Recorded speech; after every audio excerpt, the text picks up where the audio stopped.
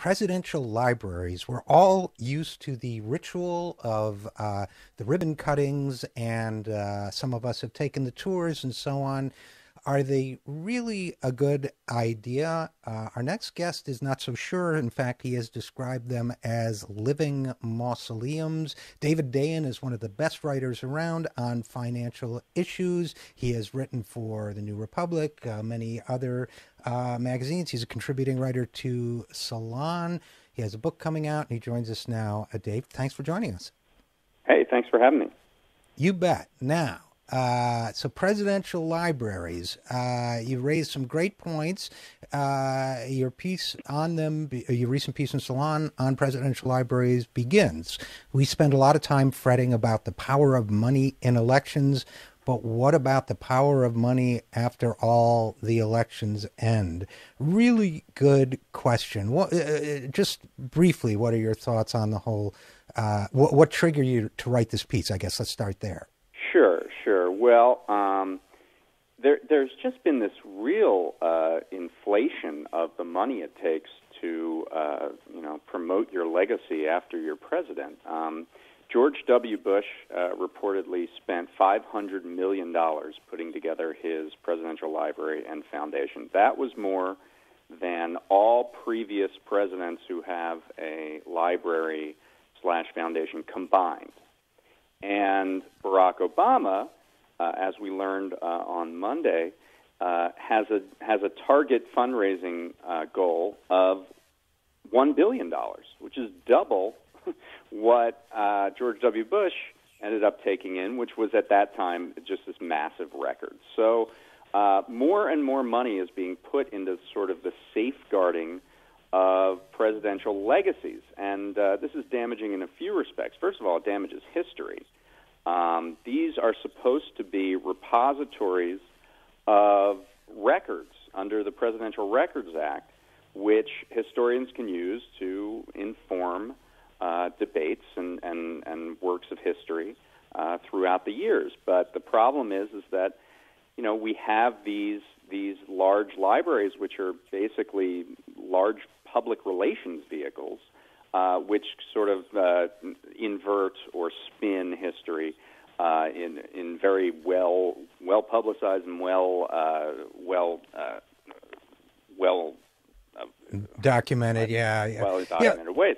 Listen, let me jump in for a second, David. It just popped into my head while we were talking. Okay, so Obama has a target of $1 billion, and we'll talk more about that and the kind of logarithmic almost growth we're seeing in the cost of these things. But there are contributions to a presidential library tax deductible? You know what? I'm not actually sure about that. It'd be interesting to find out, wouldn't it? Because the taxpayer could be on the hook for quite a bit.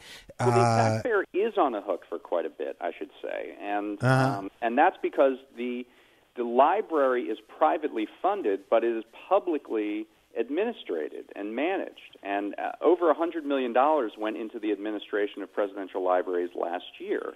And that number is going up and up as we accumulate ex-presidents. And but the problem is that the history is bad. These things are end up being white elephants. They are not well attended after the initial flush of the new library.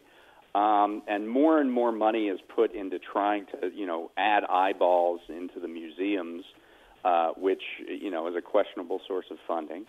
And they affect. I mean, here you have President Obama already starting the fundraising process just a couple weeks after the 2014 elections. And so for the last, since February at least, and probably going back even further, you have the president thinking about his legacy, thinking about the donors who he's going to attract to end up paying for this large public relations vehicle, and it can't help but affect his decision-making. Well, this is the part that bothers me the most. We're talking with David Dayen, financial writer, a great financial writer and political writer, about presidential libraries. Here's, the myth, and it was said on the left about President Obama. Maybe there were similar myths, I call them myths, on the right about Bush, that, when they finally get elected to that second term, they're free. They can do whatever they want. Right. Nobody can tell them what to do. So we'll see the real... some people thought, well, we'll see the real progressive inside Obama, or we'll see, this guy unchained. But the fact is, if you're trying to raise $1 billion for something that, look, if you're raising $1 billion for a campaign, at least contributors know they're going to get payback in our corrupt political system. But it's not clear if you're raising $1 billion for the library from billionaires and rich people and corporations, the payback is not the library itself. The payback has to come during the period that you're raising the money. So it raises, you use the word unseemly, how the president is wining and dining wealthy people in order to raise this money. But it seems to me a perversion of the political process. Yeah, there is Shalay Murray, who is an advisor, top advisor of the president, is sort of safeguarding this process. So there's already an advisor to the White House that has legacy as sort of in her portfolio. And the president himself, when you're raising all this money, spending all this time trying to think about life after the presidency, it has to affect some of your decision-making in the presidency. Is the Trans-Pacific Partnership, for example, a manifestation of the true belief that the economy will grow through globalized trade, or is it sort of the thinking of a president who wants to have some bipartisan victories inside that presidential library exhibit? I mean, it may not be that cut and dried, but I think that slips into the thinking of a second-term president who's thinking about legacy. And then you add that into all the money that's involved and wanting to create this robust foundation and legacy for themselves after the presidency is over, and you get a lot of very dicey situations out of that. Well, and, the New York Times article that I have a feeling inspired your piece, describing the late-night get-togethers, the dinners and so on, flattering wealthy people and so on, talks about the president having dinner with hedge fund manager Mark Lasry, Silicon Valley venture capitalist John Doerr, Vinod Khosla, founder of Sun Microsystems. So it makes you wonder if he's tapping these people, and obviously every president has done it to a certain extent, but it's accelerating, that if he's tapping these people for money, he's probably not going to crack down on, or one could argue he's going to be less inclined to crack down on hedge funds, the effect of venture capital on employment practices in the Silicon Valley, et cetera, et cetera, et cetera. So you can't help but think that, right? I mean, that has to enter your thinking when all of this money is being spent. And it's a personal appeal. It's not for a campaign. It's for sort of the living campaign that happens after all of this ends. It's for, playing out these arguments over time. And the other issue that kind of irks me with it is that this library is slated to go in the south side of Chicago, which has tremendous problems. Both racial and class-based, around poverty, around hopelessness, and we're going to plop down this library where people can use virtual reality goggles to, put themselves in the audience during one of President Obama's speeches. Is that the best use of money you can find for the south side of Chicago? Now, the way that this was sold was that it was an economic engine for this area. But the facts do not bear this out, that presidential libraries do not bring this massive amount of economic activity to an area. It's very localized, and it really doesn't go beyond the borders of the presidential library itself.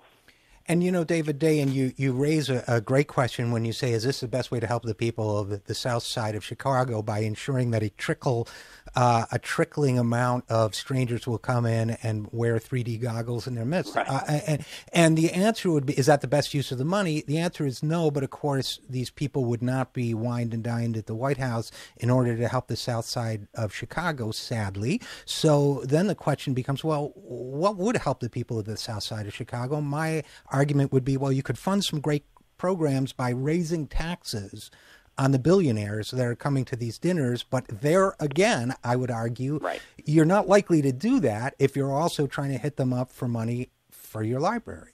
Yeah, I mean, there are these linkages here that, when you sort of immerse yourself within the world of the fabulously wealthy, their concerns take precedence over maybe the concerns of ordinary people.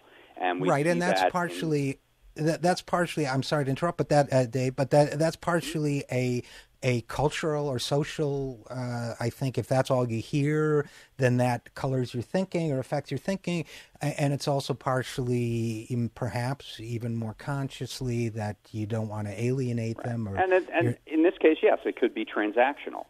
That I'm going to give you this money, and you're going to be a friend to me, and that's kind of how that plays out. Obviously, we're in a time where Republicans who control Congress aren't going to, for a second, raise taxes on the rich. But the cultural milieu plays into that, I think, just as much as anything else. And whether it's social or conscious, it's a problem. And that's sort of where you get the linkages between A and B.